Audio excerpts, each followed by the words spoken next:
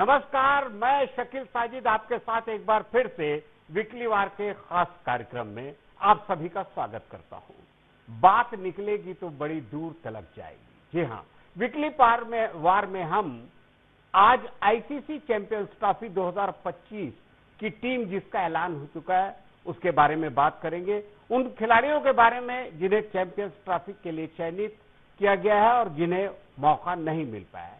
इससे पहले मैं आपसे अपने खास मेहमानों का परिचय करवा देता हूं। मेरे साथ हैं जितेंद्र वेगड़, जो रणजी ट्रॉफी प्लेयर हैं। जितेंद्र वेगड़। मेरे साथ हैं भावेश चंद्राना, जो सिलेक्टर हैं छत्तीसगढ़ क्रिकेट टीम की जो टीमें बनती हैं। और मेरे साथ हैं अजय रामनानी, जिन्हें ये गौरव प्राप्त हुआ है कि मध्य प्रदेश की जो क्रिकेट टीम रही है उसके कप्तान रह चुके हैं। कप्तान रोहित शर्मा और मुख्य चयनकर्ता अजीत अगरकर ने मुंबई के वानखेड़े स्टेडियम में एक प्रेस कॉन्फ्रेंस के दौरान टीम का चयन किया। शुभमन गिल को जैसे कि उम्मीद थी कप्तान बनाया गया, जबकि मोहम्मद शमी की टीम में वापसी हुई है। हालांकि मोहम्मद सिराज, संजू सैमसन और शानदार प्रदर्शन करने वाले घरेलू मैचों में करुण नायर को जगह नहीं मिल पाई है। यशस्वी जायसवाल को टेस्ट क्रिकेट में बेहतरीन प्रदर्शन के बाद शामिल किया गया है। अभी जसप्रीत बुमराह की फिटनेस को लेकर भी सवाल बने हुए हैं। उन्हें इंग्लैंड के खिलाफ वनडे सीरीज के पहले 2 मैचों से बाहर रखा गया क्योंकि उनकी पीठ में ऐंठन थी और मेडिकल टीम उनकी फिटनेस पर निगरानी रखी हुई है। हालांकि बुमराह को चैंपियंस ट्रॉफी के लिए टीम में जगह दी गई है। अजीत आकरकर ने बताया कि बुमराह को 5 हफ्ते का आराम दिया गया है और उनकी फिटनेस रिपोर्ट फरवरी की शुरुआत तक मिल जाएगी।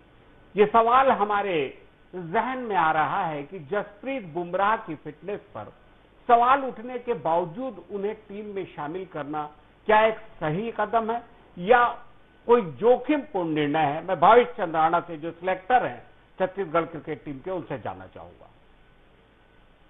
जैसे कि अभी चैंपियंस ट्रॉफी का डिक्लेरेशन हुआ और जसप्रीत बुमराह को लेके क्वेश्चंस आ रहे हैं कि उसकी फिटनेस को, लेकिन आज मॉडर्न डे क्रिकेट ऐसा है कि ये जितनी भी इंजरी है या जितने भी ये जो इश्यूज होते हैं, पूरी टीम एक मॉनिटरिंग करती है। और जसप्रीत बुमराह एक बहुत ही इम्पैक्ट प्लेयर, आज वर्ल्ड के नंबर 1 बॉलर है। तो जो लोग इसमें इन्वॉल्व है, उनकी मॉनिटरिंग कर रहे हैं, तो उनको बेहतर मालूम रहता है कि कितने वीक तक या उनको रेस्ट की जरूरत है। तो जसप्रीत बुमराह का टीम में सेलेक्ट होना बिल्कुल ठीक है। उसमें कुछ भी, अगर बहुत ज्यादा इंजरी होती या और बहुत ज्यादा ऐसा कुछ इश्यू होता तो उसको नहीं रखा जाता। वो एक जिसको बोलते हैं एक अप्रोच है कि आने वाले समय में वो इस रेस्ट के बाद वो टीम के लिए आ जाएंगे। तो it's a good decision, not a bad decision. मैं भावेश आपसे ये जानना चाहता हूं कि बहुत से लोगों को इसलिए शायद टीम में जगह नहीं मिलती कि वो अनफिट है उस वक्त जब टीम का सिलेक्शन होता है। जसप्रीत बुमराह बिला शक बहुत शानदार, विश्व के सर्वश्रेष्ठ गेंदबाजों में इनकी बात कही जाती है, फिर भी क्या इनको इसका एडवांटेज मिला है? आपको ऐसा लगता है भावेश? नहीं, मेरे को नहीं लगता कि एडवांटेज मिला, क्योंकि एक्चुअली जब भी टीम बनती तो एक सोचने का लॉन्ग विजन रहता है। और जसप्रीत बुमराह जैसे प्लेयर को एक टूर्नामेंट, 1 या 2 टूर्नामेंट के लिए अनफिट होते हुए रखना एक सही डिसीजन नहीं होगा। और जो लोग इन्वॉल्व है वहां पर, जो मॉनिटरिंग कर रहे हैं, उनको ये चीज बहुत अच्छे से मालूम है। तो जसप्रीत बुमराह इंजर्ड होंगे या थोड़ा एक रेस्ट वाले उसमें जरूर होंगे, पर उनका रखना इट्स अ गुड डिसीजन। बहुत लंबा शायद इंजरी नहीं होगा, ये उन्होंने भी देखा होगा, तभी रखे होंगे। और पूरी मॉनिटरिंग होती है डे टू डे में। और जैसे टीम के साथ ट्रेवल करते हैं या टीम के साथ रहते हैं, तो आजकल तो एक पूरी 5-7 लोगों की टीम ही रहती है, तो उस माहौल में बने रहना ये एक बहुत इंपॉर्टेंट पैरामीटर होता है। तो इट्स अ गुड डिसीजन, का खराब डिसीजन नहीं है। जसप्रीत मोहम्मद सिराज को चैंपियंस ट्रॉफी की टीम में जगह नहीं मिली है।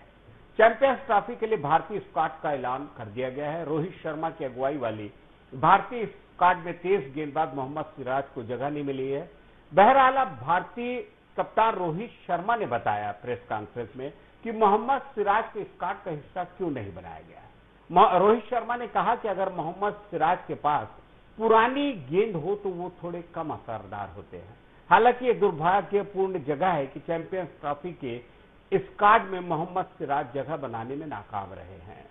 मैं अजय के पास आ रहा हूं। क्या अजय, आपको लगता है कि मोहम्मद सिराज को चैंपियंस ट्रॉफी टीम में जगह नहीं देने का निर्णय सही था? संजू सैमसन को क्यों नहीं जगह मिली, इसकी भी वजह होनी चाहिए? अजय।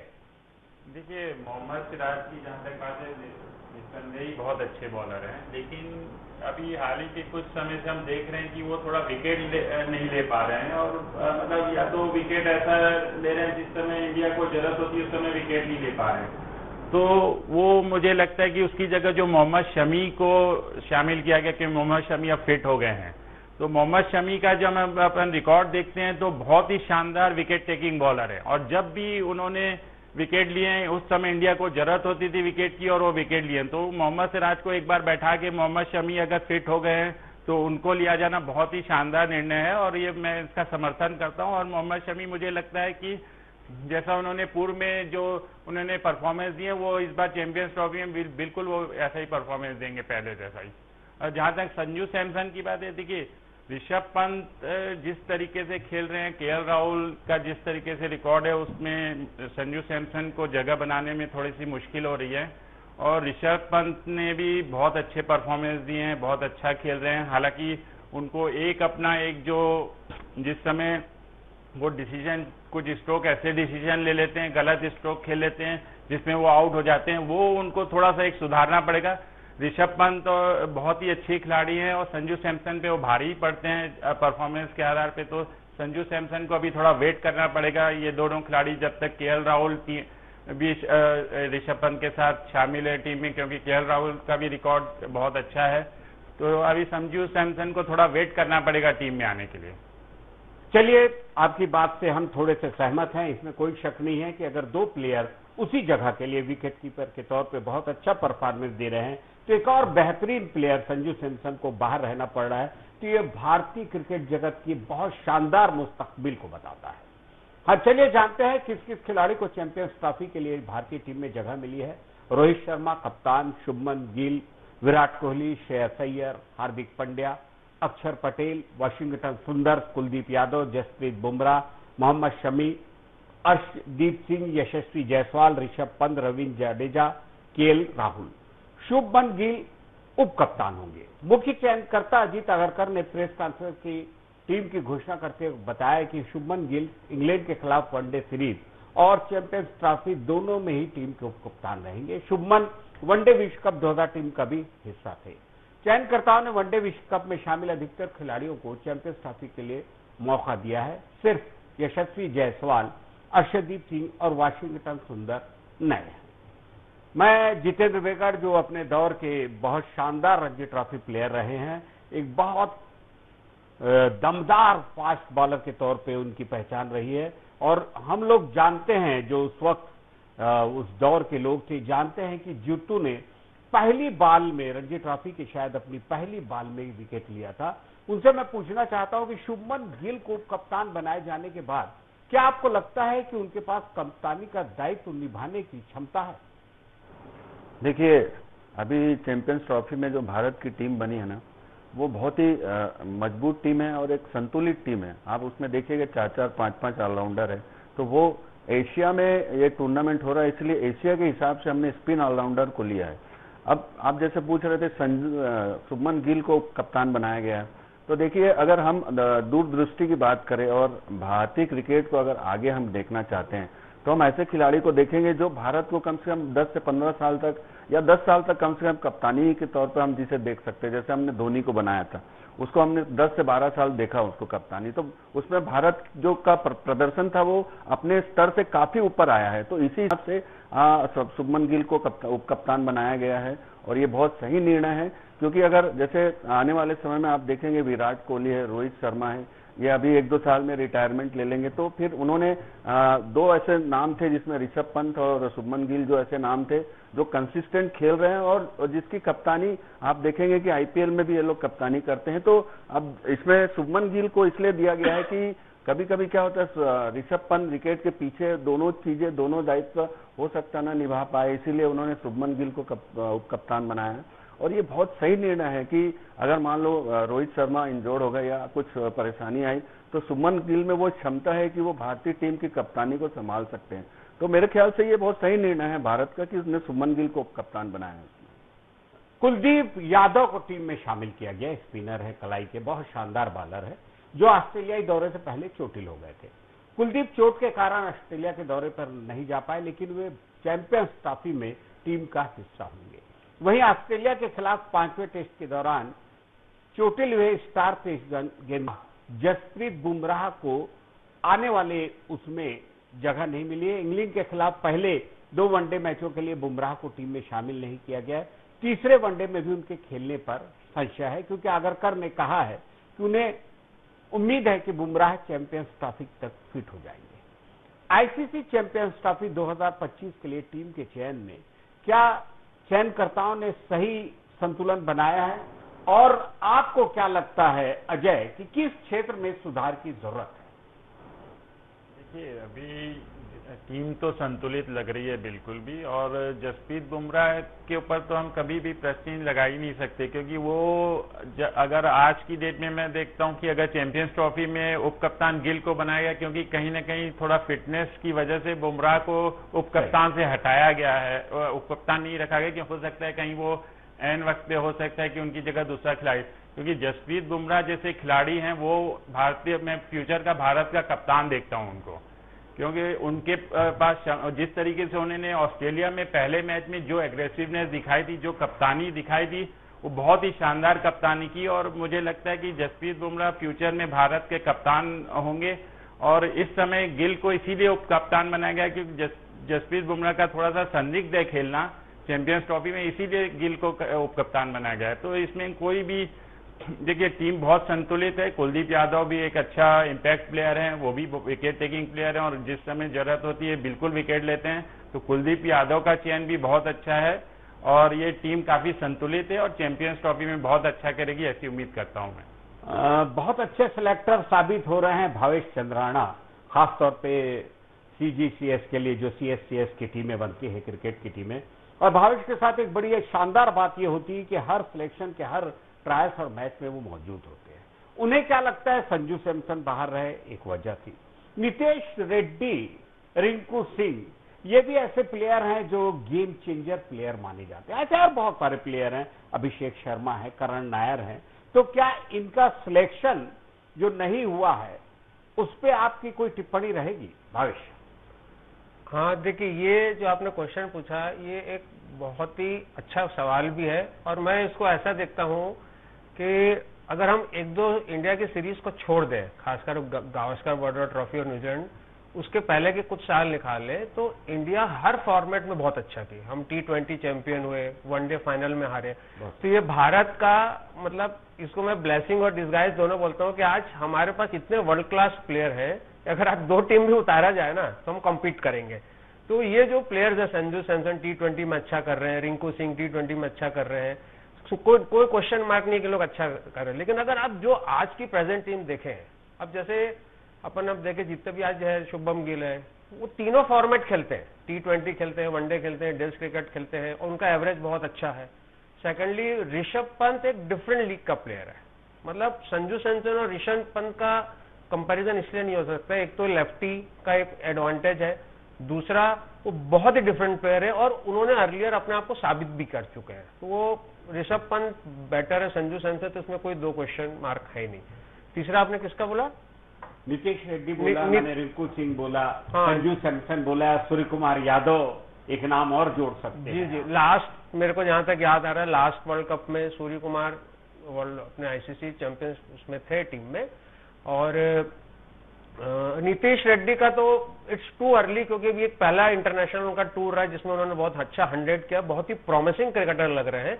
पर अभी चैंपियंस ट्रॉफी में अगर उनकी जगह नहीं है, तो ऐसा नहीं कि कोई सेलेक्टर्स या मैनेजमेंट के जो उनका सर्कल से बाहर होंगे।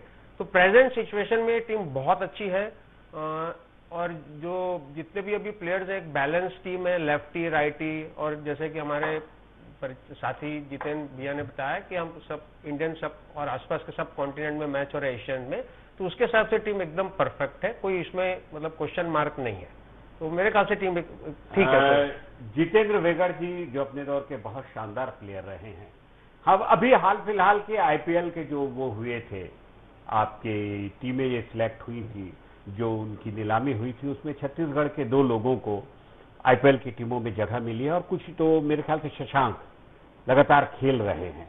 ये बड़ी अच्छी बात है और हम लोगों के लिए। आपको क्या लगता है कि आने वाले भविष्य में हमारे छत्तीसगढ़ के प्लेयर्स को आईपीएल में और दूसरी राष्ट्रीय टीमों में जगह मिलेगी? जरूर मिलेगी। मतलब जैसे अभी पहली बार देखें आप, छत्तीसगढ़ ने इस साल सीसीपीएल करवाया और ये जो टूर्नामेंट है ये बीसीसीआई ने ये कंपलसरी कर दिया है कि हर स्टेट को उनका प्रीमियर लीग करवाना है। अब इससे क्या होता है कि जैसे आईपीएल के लिए अगर आपको कुछ खिलाड़ियों की जरूरत है ना, तो आप हर स्टेट के आप प्रीमियर लीग को आप देखिए, वहां से किसी अच्छे खिलाड़ियों को पिक कर लीजिए। और उससे ये होता है कि जैसे पहले क्या होता था कि छत्तीसगढ़ के खिलाड़ियों को जगह नहीं मिलती थी आईपीएल में, क्योंकि हमारे यहाँ सीसीपीएल होता नहीं था, तो उनको सिर्फ एक मुश्ताक अली ट्रॉफी मिलती थी जिसमें उनको अपना प्रदर्शन दिखाना पड़ता था। लेकिन अभी 2 जगह ऐसी हो गई जहां पे मतलब हमारे खिलाड़ी अच्छा परफॉर्म कर रहे हैं, इसी कारण से आईपीएल में हमारी हिस्सेदारी भी बढ़ रही है। और बहुत सारे लड़के हैं, देखिए इस साल प्रतीक यादव ने बहुत अच्छा किया, पांडे करके एक लड़का है उसने भी बहुत अच्छा किया है। तो अभी क्या हो रहा है कि आप देखिएगा कि अगले 2-3 साल में आईपीएल के लिए हमारे छत्तीसगढ़ से 2 नहीं, मैं तो बोलता हूं 7-8 लड़के सेलेक्ट होंगे और इसकी संख्या आने वाले समय में बढ़ती चली जाएगी। क्योंकि सीएससीएस का जो प्लान है, जो फ्यूचर प्लान इतना जबरदस्त है कि उन्होंने अभी आप देखिएगा कि रणजी ट्रॉफी में भी अच्छे हमारे खिलाड़ी खेल रहे हैं और 23 हमारी टीम इस साल नॉकआउट पहुंची है। तो नॉकआउट पहुंची इसलिए है क्योंकि हमारे जितने भी 23 के खिलाड़ी वो अच्छा कर रहे हैं, तो वही लोग जो आगे जाके आईपीएल और वहां जाके आईपीएल और उसमें सेलेक्ट होंगे। तो एक बहुत अच्छा फ्यूचर है छत्तीसगढ़ के खिलाड़ियों के लिए। हमारे समय में तो हम एमपी से खेलते थे तो हमारे को काफी तकलीफ होती थी। अजय मेरे साथ है, भावेश मेरे साथ है, हमको मालूम है हम किस तरीके से हम एमपी के लिए सेलेक्ट होते थे। लेकिन आज आप देखोगे डिस्ट्रिक्ट में कोई 40-50 या 100 रन बना लेता है तो वो छत्तीसगढ़ से खेल लेता है। तो इतनी अच्छी संभावना है छत्तीसगढ़ में खेलने के लिए। मैं तो युवा खिलाड़ियों को यही कहूंगा कि आप बस मन लगा के खेलिए। अगर 2 साल अगर आप अच्छे खेलेंगे तो आप पूरा अपना फ्यूचर सिक्योर कर सकते हैं। छत्तीसगढ़ में क्रिकेट की आज की डेट में इतनी ज्यादा संभावना है। जितेंद्र भाई, मैं थोड़ा सा आपको टोकूंगा। क्या आपको ऐसा लगता है, सबसे पहले तो हम इस बात के लिए प्रभुजोत भाटिया को बहुत बहुत मुबारकबाद देते हैं कि पहला शख्स है जो राष्ट्रीय जो टीम है बीसीसीआई की उसमें कुछ अध्यक्ष बने हैं। हमारी तरफ से डीए न्यूज प्लस की ओर से, शकील साजिद की ओर से, और आप सभी तो उन्हें इस बात के लिए मुबारकबाद दे चुके हैं, हम उन्हें बधाई देते हैं। आपको क्या लगता है जितेंद्र जी कि प्रबोध जी के कोषाध्यक्ष बनने पे हमारे यहाँ के स्तर में, क्रिकेट के स्तर में और टीमों के और अच्छे प्रदर्शन में क्या इसका फर्क पड़ेगा? देखिए निश्चित ही पड़ेगा। अभी ये बहुत बड़ी बात है। देखिए ऑनररी मतलब कैशियर बीसीसीआई का वो भी छत्तीसगढ़ से बनना, हम लोगों को अभी पूरा अफिलिएशन मिले सोच लीजिए सिर्फ 8 से 7-8 साल हुआ है।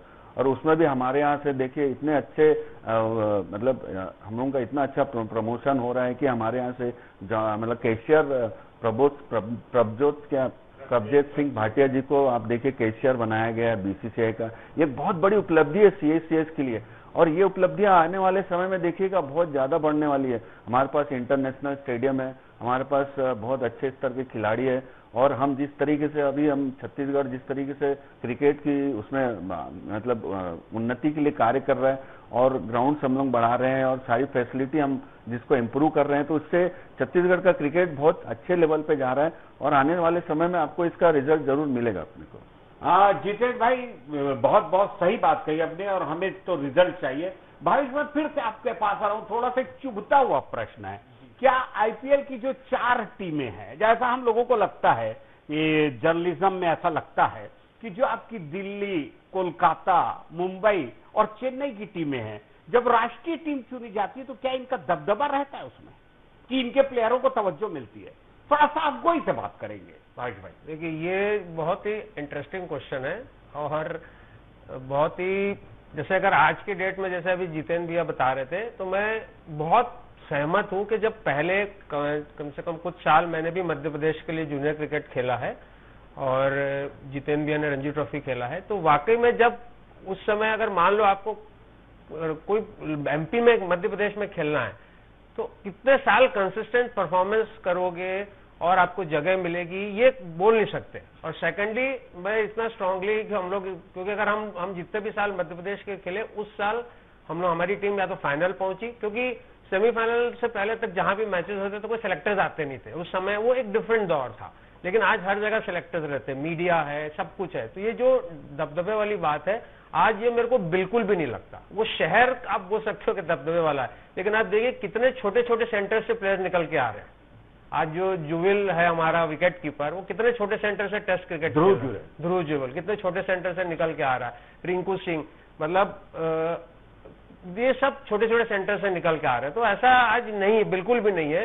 कहां से देखो प्लेयर्स पिक कर देते, कई लोग इंडिया नहीं खेले, लेकिन अब शशांक सिंह है, अब शशांक सिंह छत्तीसगढ़ का से रिप्रेजेंट कर रहा है। तो उसके पहले उसका ऐसा मतलब कोई एक रिनाउंड नेम नहीं था, लेकिन कुछ अच्छी इनिंग्स खेला, उसको पिक किए, 2-1 साल रहा, एक आउटस्टैंडिंग इनिंग खेल लिया, वो रेगुलर पार्ट हो गया।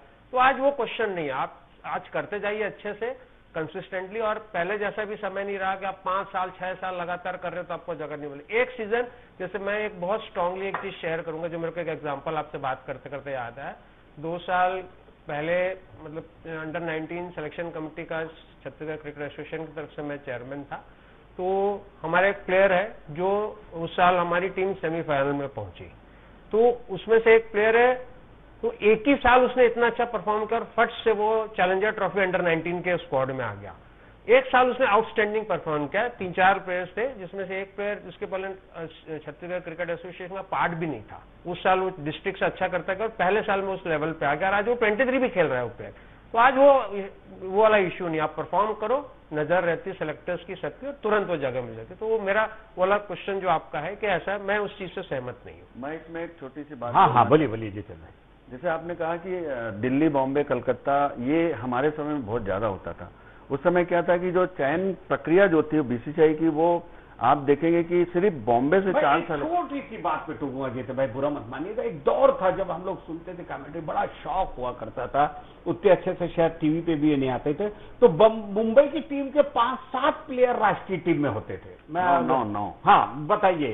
तो अब क्या ऐसी चीज है, मुझे कई बार लगता है, कई मेरे मीडिया के साथी भी इस बात का जिक्र करते हैं कि चेन्नई, मुंबई, कोलकाता, दिल्ली, क्या इनका दबदबा रहता है, ये पूछ रहा हूं। देखिए, दबदबा उस समय था, मैं बता रहा हूं, चयन में देखिए मैं आपको बता रहा हूं, जब हम लोग खेलते थे उस समय दबदबा इसलिए था कि आपके 4 सेलेक्टर या 5 सेलेक्टर में 3 सेलेक्टर बॉम्बे के, 1 सेलेक्टर आपका कलकत्ता का और 1 सेलेक्टर चेन्नई का, या फिर 1 सेलेक्टर आपका दिल्ली का, 1 सेलेक्टर चेन्नई का। तो उससे क्या होता था कि जो पूरी टीम है ना, वो चारों शहरों में सिमट के रह जाती थी। लेकिन आज की डेट में आप देखिए कि बीसीसीआई ने ये किया है कि सेंट्रल जोन से 1 सेलेक्टर जाएगा, ईस्ट जोन से 1 सेलेक्टर जाएगा, नॉर्थ जोन से 1 जाएगा, साउथ से जाएगा, और एक मुख्य चयन करता रहेगा।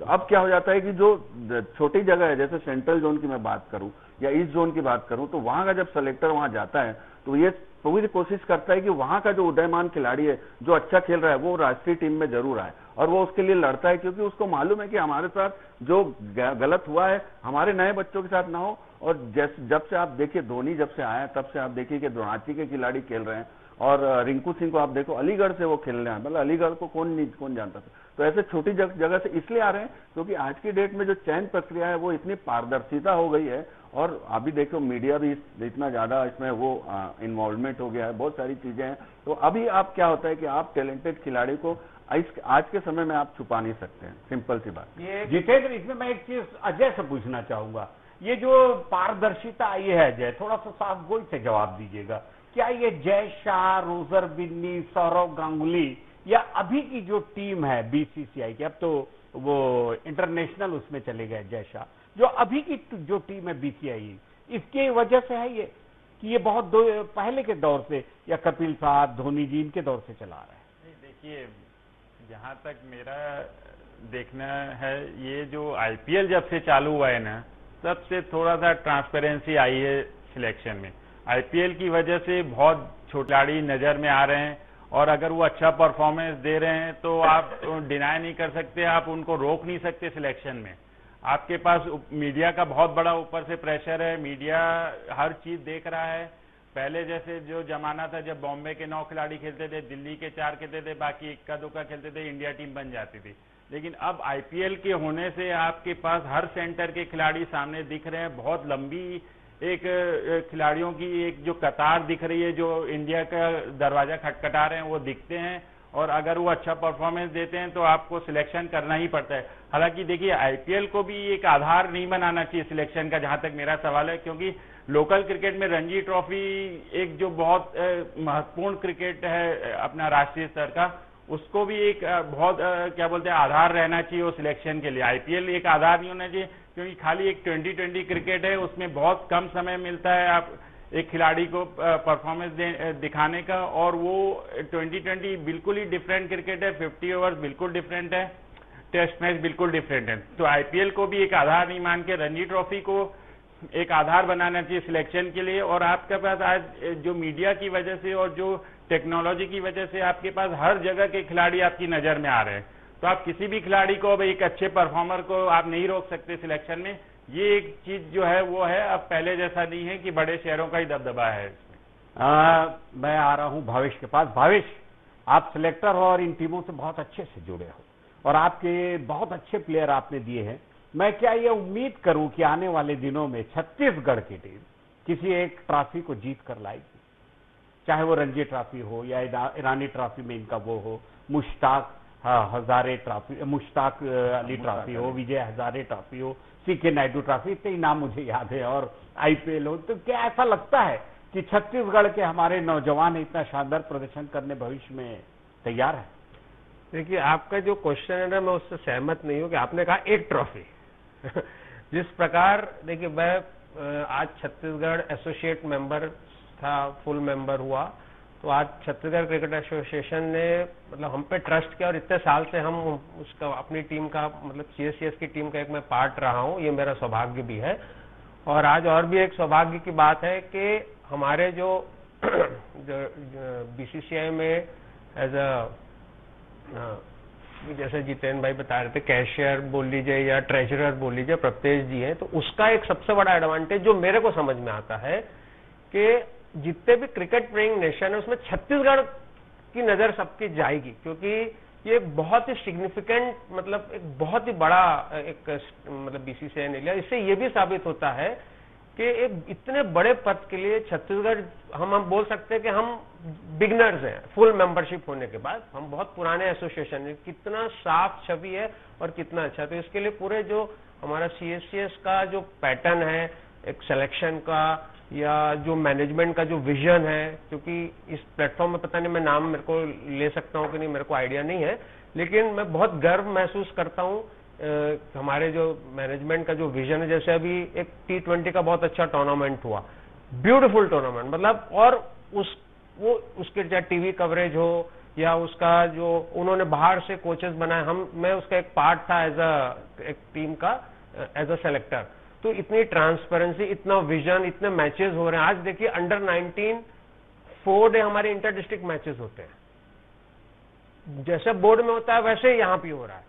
तो जितने हमारे सीएससीएस के हमारे मतलब मैं तो उनको कैप्टन ही बोलता हूँ, हमारे जितने भी सीनियर्स हैं उनके मार्गदर्शन में बहुत ब्यूटीफुल चल रहा है। और एक ट्रॉफी की तो मैं बात ही नहीं कर रहा हूँ, मैं देखिए एक लास्ट में मतलब मेरे को बहुत अच्छा है, अभी हम लोग अंडर 19 में बैक टू बैक 2 बार सेमीफाइनल पहुंचे।